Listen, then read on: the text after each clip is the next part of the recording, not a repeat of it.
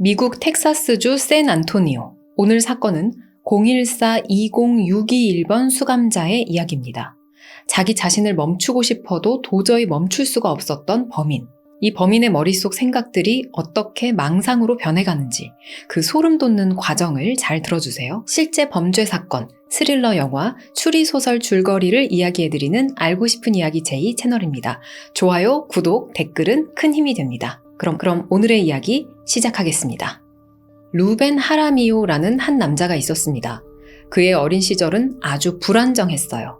엄마와 함께 이 지역에서 저 지역으로 미국 곳곳을 돌아다니며 살았다고 합니다.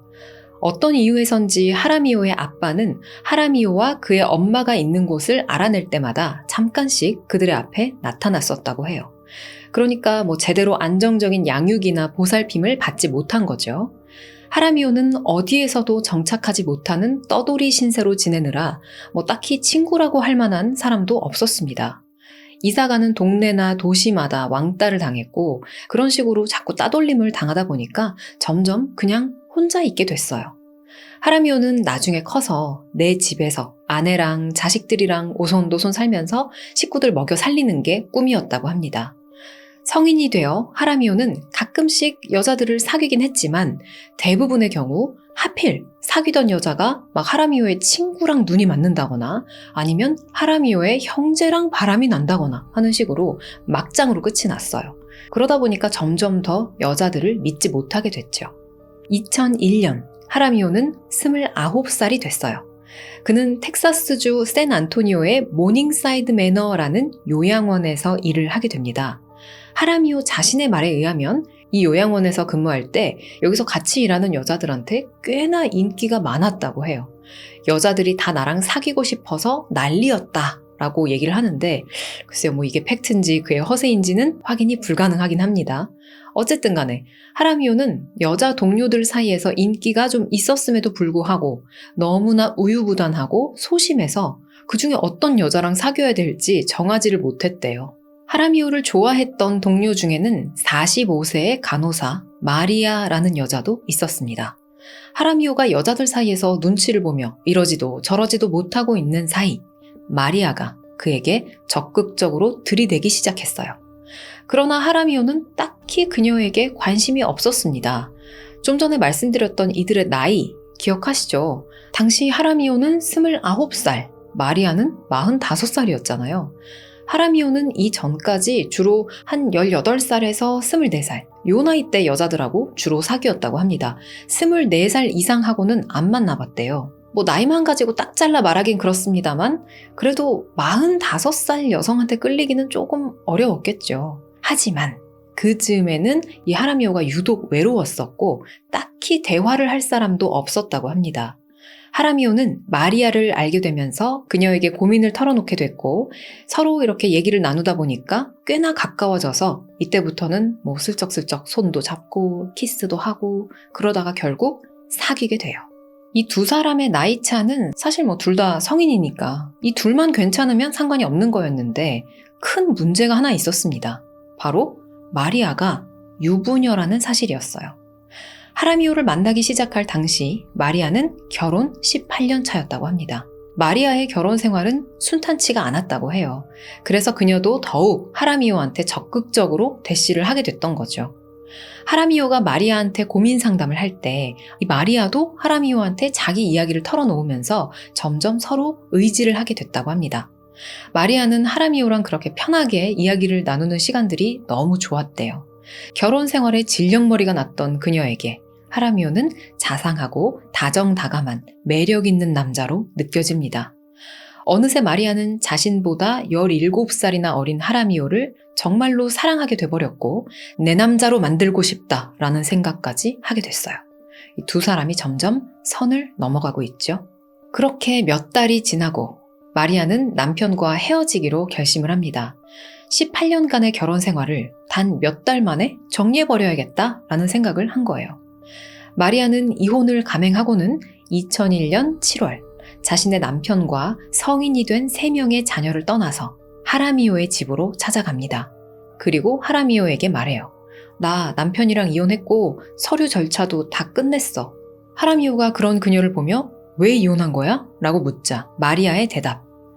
당신이랑 있으려고. 사실 하라미오도 은근히 그래주기를 바라고 있었던 것 같습니다. 자기도 마리아가 좋았고 일단 같이 살면서 어떻게 되는지 보자 하는 그런 생각이었다고 해요. 이렇게 두 사람은 함께 살기 시작합니다. 그때는 참 좋았었다고 해요. 그랬겠죠? 어찌 보면 신혼이나 다름없는 그런 상태였을 테니까요.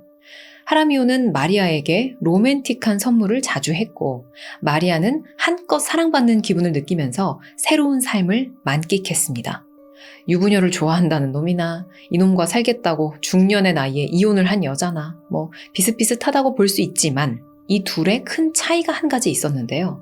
이 하라미오가 어릴 때부터 가지지 못했던 걸 마리아는 가지고 있었는데요. 바로 가족.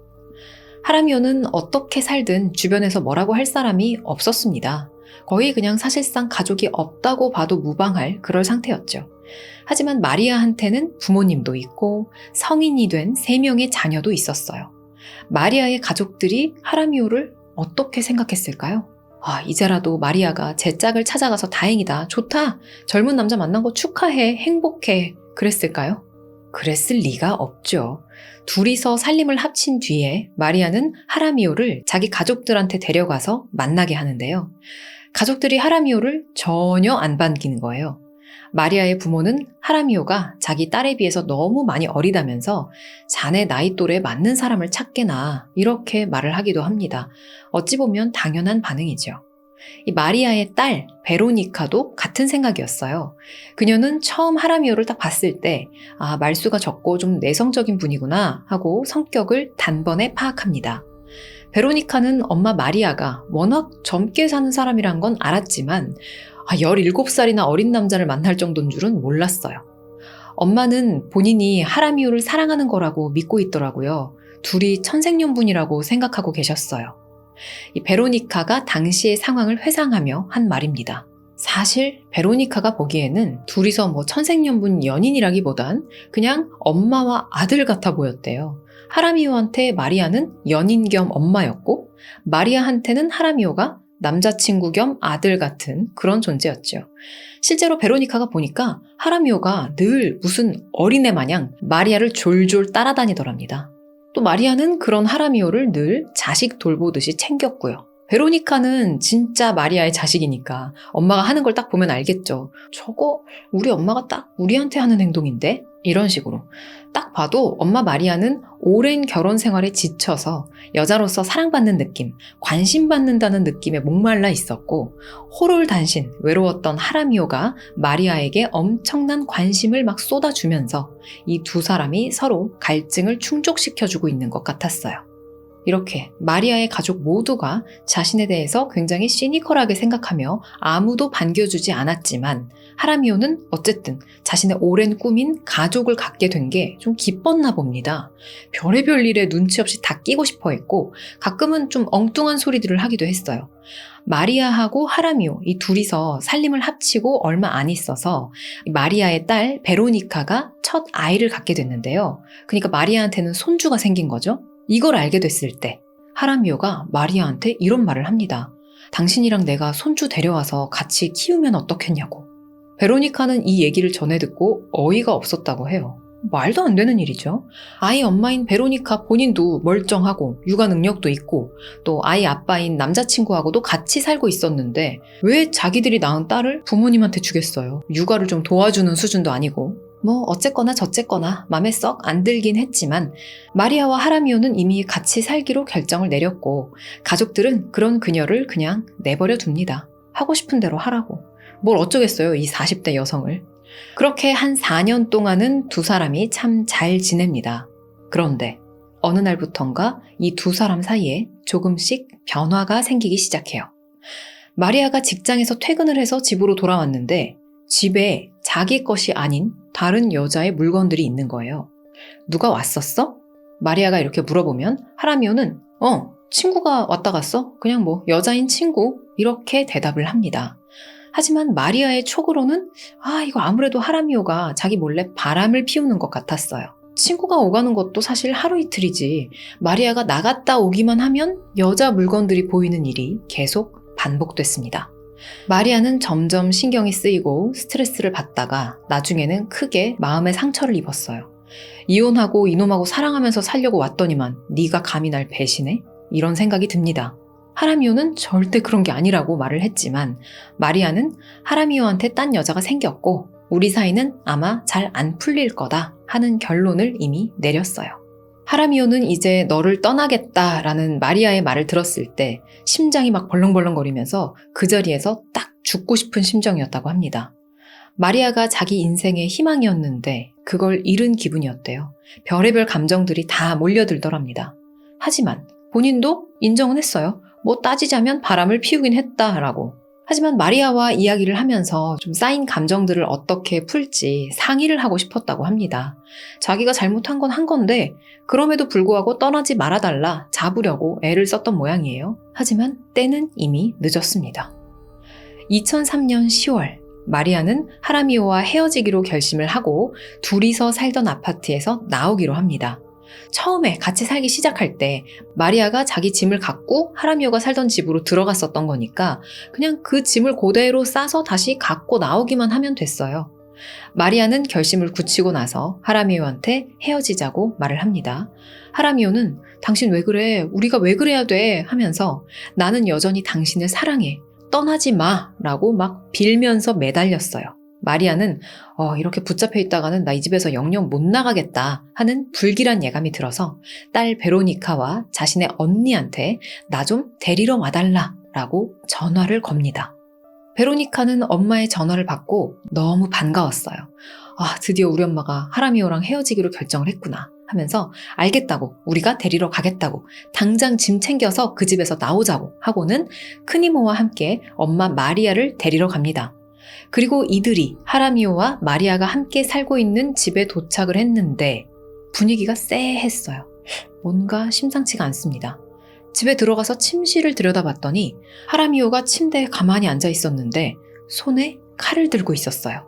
그리고 방 안에는 벽마다 빨갛게 die, die, die, 그러니까 죽어, 죽어, 죽어 라고 쓰여 있었습니다.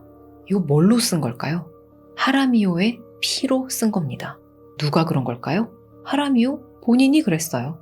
마리아는 딸과 언니가 도착하자 그냥 빨리 가자고, 여기서 떠나자고 합니다. 경찰에 신고하거나 그러지도 말고 저 사람 그냥 저기다 두고 우리는 빨리 나가자면서 집에서 그렇게 나와버렸어요. 하지만 하라미오는 마리아를 포기하지 못합니다. 관계가 끝났음에도 계속해서 끈질기게 연락을 하는데요. 특히 그가 집착적으로 많이 이용했던 수단은 바로 편지였어요. 하라미오는 2004년에서 2005년 사이에만 수백 통에 달하는 편지를 씁니다. 마리아의 집에 정말 편지가 끝도 없이 쌓였대요. 하라미오는 편지를 써서 마리아의 집 앞으로 와 그녀의 차 앞유리에다가 꽂아두고 가길 반복합니다. 하지만 단 한 통의 답장도 돌아오지 않았대요. 그러면 그럴수록 하라미오는 더 많은 편지를 더 집착적으로 보내고 또 그가 그럴수록 마리아는 더 스트레스에 질려가면서 걱정이 커지기 시작합니다.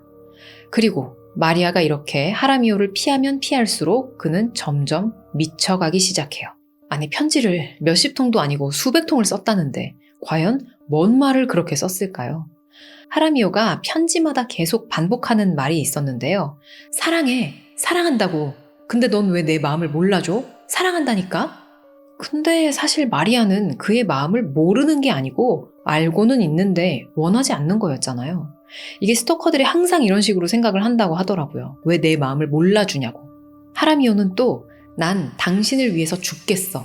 혹은 이렇게 사느니 죽는 게 나아. 빨리 죽고 싶어. 아무것도 느끼고 싶지 않으니까.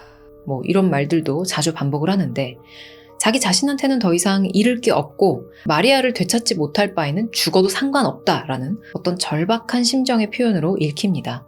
휴스턴 대학교에서 범죄학을 전공한 박사가 직접 분석을 한 내용이에요. 근데 이 편지에서 가장 위협적이었던 내용은 가족에 대한 거였습니다. 이 사건이 결코 간단하게 끝나지 않을 것임을 암시하는데요. 우리 관계가 끝났다면 내가 우리를 갈라놓은 당신 가족을 찾아갈 명분이 생기는 거야. 하지만 우리가 재결합을 한다면 나한테는 당신 가족을 해칠 명분이 없지. 뭐 이런 말을 하는데, 한마디로 그러니까 너랑 나랑 깨진 건 너네 가족, 특히 너네 부모님 때문이고 당신이 나한테 돌아오지 않으면 반드시 너네 부모를 해치겠다, 이런 얘기인 거죠. 하라미오가 그냥 여기 정도에서 끝냈으면 참 좋았을 텐데, 하지만 그는 마리아를 향한 스토킹을 멈추지 않았습니다. 2005년 8월, 하라미오는 마리아의 직장까지 찾아가는데요. 길 모퉁이 같은 데다가 차를 세워두고 조용히 마리아가 나오기를 기다렸어요. 퇴근을 하며 나오던 마리아는 하라미오를 딱 보고는 막 뛰어서 도망쳤다고 합니다. 마리아는 이제 정말 생활 전반적인 것들이 모두 불편해지기 시작했어요. 어딜 가든 하라미오가 그녀를 따라다녔고, 가장 걱정되는 부분은 그가 마리아의 부모님 집, 그리고 마리아의 딸 베로니카가 사는 집도 다 알고 있었다는 점이었습니다. 그리고 걱정했던 대로 하라미오는 이제 베로니카의 집 문에도 편지를 붙여놓기 시작했어요. 베로니카는 엄마의 옛 애인 때문에 마음 편하게 다닐 수가 없었습니다. 하라미오의 편지 내용을 보면, 너 엄마한테 내 편지 전하지 않으면 니네 아파트 단지에다 니네 엄마 알몸 사진 붙일 거야, 이런 내용들이 들어있었는데요. 에휴, 허풍이겠지 하면서 무시를 했던 베로니카. 하지만 정신 나간 하라미오는 이걸 실제로 감행합니다. 아파트에다가 진짜로 이 마리아의 다 벗은 사진을 붙여놓고 다닌 거예요. 마리아의 가족들은 치를 떨며 생각합니다. 근데 저놈 저럴 줄 알았다, 처음부터 쎄하더라니. 그리고 이 다음에는 또 무슨 일이 벌어질 것인가, 이제 정말 가족들의 신체에도 위협을 가하진 않을까 걱정이 되기 시작해요. 그래서 베로니카는 이사를 선택합니다. 더 이상 하라미오가 알고 있는 곳에서 살기가 겁이 났던 거죠. 이사를 한 건 마리아도 마찬가지였습니다. 하지만 그럼에도 불구하고 새로운 주소를 어떻게 알아낸 건지 하라미오의 스토킹은 여전히 계속됐어요. 이제 하라미오는 마리아뿐만 아니라 마리아의 가족들까지 스토킹을 합니다. 마리아한테는 성인이 된 자녀들이 3명 있다고 했었잖아요. 그 중에 하나가 베로니카고, 이 베로니카한테는 남동생도 있었는데, 어느 날 하라미오가 베로니카의 남동생, 즉 마리아의 아들이 사는 집에도 찾아갑니다. 당시 마리아의 아들은 여자친구와 함께 살고 있었어요. 그런데 하라미오가 불쑥 그 집 앞에 나타나는 바람에 이 같이 살던 여자친구가 막 기겁을 하기도 했답니다. 그렇죠. 모르는 아저씨가 갑자기 집 앞에서 튀어나왔으니까요. 이런 식으로 하라미오는 마리아의 부모님, 자식들, 사촌들 집 주변을 배회합니다. 아직까지는 누구를 직접적으로 해친다거나 하진 않았지만 점점 가족들의 숨통을 조여오는데요. 사건이 심각해질수록 마리아는 식구들 얼굴 보기가 너무 미안하고 부끄러웠어요. 이 모든 게 다 자기 자신 때문이라는 생각 때문에 정말 죄스러웠다고 합니다. 하지만 그러면서도 하라미오가 저러다 말겠지, 이 이상의 어떤 짓을 하지는 않겠지 하고 막연히 그냥 이 모든 게 자연스럽게 끝을 맺을 날만을 기다리고 있었대요. 그녀의 기대에 부응을 한 건지 2005년 9월 26일 하라미오는 마리아와 가족들에게 연락을 해옵니다. 당신들에게 더 이상 연락하지 않기로 결심했다라고. 그러면서 마지막으로 마리아의 부모님한테 작별 인사를 하고 싶다고 하는 거예요. 뭐 좋은 추억이 있다고 스토킹 그만두면서 마지막 인사까지 하나요? 뭔가 불안불안하죠? 대체 무슨 꿍꿍이 속일지. 여기서부터 이제 하라미오와 마리아의 진술이 엇갈리기 시작하는데요. 이 사건을 취재한 다큐멘터리 제작팀이 하라미오와 마리아를 각각 따로 만나서 이야기를 듣습니다. 하라미오의 말로는 당시 더는 그 힘든 상황을 견딜 수가 없었고 모든 것에 진저리가 나버려서 마리아와 마리아 가족들과 꼬인 인연을 다 끝낼 작정이었다고 해요. 그렇게 마음을 먹고 마리아의 부모님 집 쪽으로 걸어갔다고 합니다. 가서 마리아 부모님한테 꺼져라 막 이런 욕설 같은 거를 막 퍼부으려고 했다고 하는데, 끝내려면 그냥 끝내면 되지 뭘 또 굳이 그런 말을 하러 찾아갔다는 걸까요? 심지어 이 말도 하려고 했답니다. 당신 딸 마리아한테 절대로 나한테 연락하지 말라고, 더 이상은 엮이기 싫으니까 날 좀 내버려 두라고 전하라고. 근데 지금 이 말은 본인이 할 말이 아니고 들어야 할 얘기가 아닐까요? 어쨌거나 하라미오는 마리아의 부모님 집으로 이동을 하는데 도중에 몇 가지 물품을 구매합니다. 하라미오의 말에 의하면 마지막으로 선물을 하나 해야겠다 싶더래요. 성경에도 날 미워하는 사람들을 축복하고 사랑하라고 나와 있다면서. 그래서 차이니즈 마켓에 들어가서 마리아의 손주들에게 줄 장난감 수갑과 장난감 전기 충격기를 구매했답니다. 그리고는 마리아의 부모님 집 바깥에서 몇 시간을 기다렸어요. 그들을 기다리며 하라미오는 기도를 했답니다. 주여, 제발 날 말려주세요. 저 집에 들어가서 그 여자 부모를 만나지 않게 해주세요. 내가 어떤 미친 짓을 벌일지도 모르니까요. 하라미오는 비장한 표정으로 초인종을 누릅니다. 마리아의 아빠가 나왔는데 그렇게 집 마당에서 두 사람이 딱 마주쳤고 서로 놀랐다고 해요. 마리아의 아빠가 하라미오 쪽으로 걸어오다가 팍 넘어져 버리고 맙니다. 하라미오는 순간 그가 자신을 덮치려고 하는 줄 알고 장난감 전기 충격기를 꺼내 마리아의 아빠한테 지슥지슥 갖다 대서 쓰러뜨렸어요. 지금 뭔가 이상하다 싶죠? 아니, 장난감이라며. 일단 한번 들어보세요. 하라미오는 그제서야 마리아의 아빠가 심장마비를 일으켜서 쓰러졌다는 걸 알게 됐다고 합니다. 그를 일으키려고 해봤는데 너무 무겁더래요. 그리고 그 순간 소리를 듣고 마리아의 엄마도 집 밖으로 나왔는데 이 광경을 보고 갑자기 막 꺄악 하면서 비명을 지르기 시작합니다. 하라미오는 당신들을 해치려고 온 게 아니에요 라고 하면서 그녀를 진정시켜 보려고 했는데 통하지가 않자 마리아의 엄마한테도 장난감 전기 충격기를 써서 쓰러뜨린 후 아차, 나한테 수갑이 있지? 하는 게 생각이 났대요. 그래서 두 사람에게 그 장난감 수갑을 채웠답니다. 여기까지가 하라미오의 진술이에요. 여기서부터는 실제로 일어났던 일입니다. 하라미오는 혼자서 마리아의 부모님 집에 가기 전 노트에 빽빽하게 계획을 다 적었어요. 현금을 찾을 것, 수표를 현금으로 바꿀 것, 전기 충격기, 수갑 4개, 마리아의 부모 위치 파, 그들에게 수갑 채우기, 그들 집 문을 잠근 후 멕시코 쪽으로 이동, 베수로의 부모를 버릴 것, 돌아와서 마리아의 딸 베로니카를 차에 태울 것, 베로니카의 딸을 찾아 벤에 태울 것, 마지막으로 마리아를 찾아서 잡아둘 것, 벤을 몰고 멕시코로 갈 것, 집을 구해 이사하고 영원히 멕시코에서 살기. 하라미오가 말했던 부모님한테 마지막 인사를 하고 손주들한테 장난감 전기 충격기 선물하고 그런 이야기하고는 사뭇 결이 다르죠. 2005년 9월 26일 오후 9시 24분 경찰은 마리아의 부모가 공격당했다는 신고를 받고 출동했습니다. 가서 상황을 보니까 집 앞마당에 진짜 전기 충격기랑 수갑 그리고 박스 테이프가 떨어져 있었어요. 또한 가방 안에서 좀 전에 여러분이 들으셨던 내용이 들어있는 그 노트도 발견이 됩니다. 용의자 하라미오는 온데간데 없었어요. 그가 마리아의 아버지와 어머니를 쓰러뜨린 후 집 안팎을 왔다 갔다 하고 있을 때 마리아의 엄마가 집 밖으로 탈출을 해서 길 건너의 이웃의 도움을 받아 911에 신고를 했었던 거죠. 경찰이 신속하게 출동을 했고 하라미오는 얼른 범행을 멈춰야만 했습니다. 그는 이 집 차를 훔쳐 타고 달아났어요. 마리아의 아버지는 심장마비로 큰 수술을 받아야만 했어요. 마리아와 베로니카는 하라미오가 도망친 직후 현장에 도착했습니다. 경찰은 이들 가족에게 하라미오가 도주 중임을 알려줬어요. 이때부터 하라미오가 잡히기 전까지 가족들은 두려움에 떨어야만 했습니다. 특히 마리아의 손녀딸, 즉 베로니카의 딸이 어린이집에 다니고 있었던 상황이었기 때문에 이들은 즉시 그 어린이집에 이런 상황을 알리고 하라미오의 사진을 전달했어요. 베로니카는 심한 공황 발작을 겪기도 하고 마리아는 가족들 앞에서 고개를 들지 못합니다. 다행히도 2005년 10월 14일 사건 발생 18일 후 하라미오는 멕시코에 인접한 미국 국경 지역에서 체포됐습니다. 그는 샌안토니오로 이송돼 기소됐어요. 그런데 하라미오가 거의 2년 가까이 마리아를 스토킹했음에도 스토킹 혐의로 기소가 되지는 않았어요. 이 범죄를 입증하는 게 너무나 까다로웠기 때문인데요. 범행의 순간을 한 건마다 건건히 증명을 해야 된다고 해요. 그래서 지방검사는 특수강도죄로만 기소하기로 결정을 내립니다.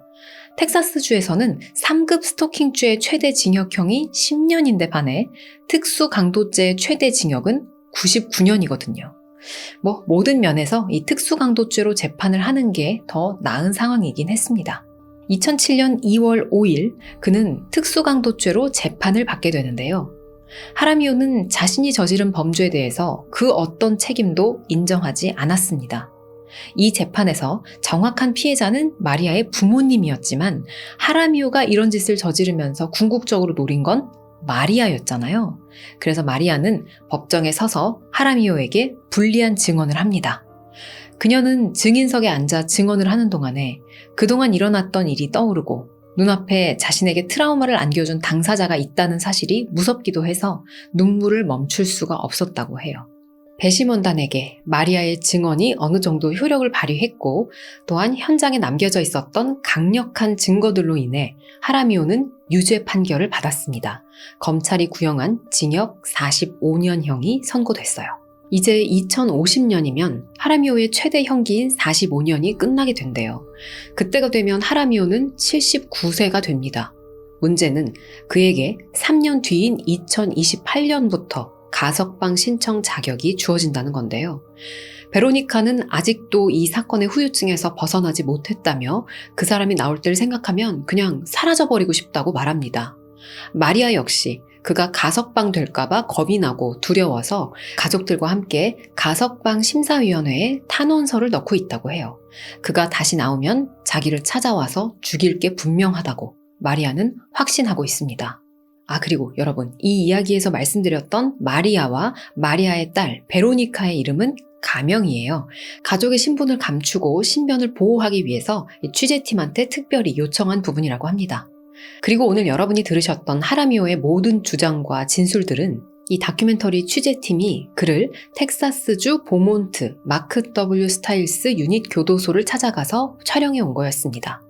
그는 여전히 눈빛 하나 흔들리지 않고 장난감이었다고, 나는 폭력을 쓸 생각이 없었다고, 폭력을 쓰는 건 정말 질색이라고 말하고 있었는데요. 근데 그냥 쓱 지나갔지만 가장 소름 돋는 건 사실 이런 이야기를 하면서 저는 예전 여자친구를 스토킹해서 해고당했어요.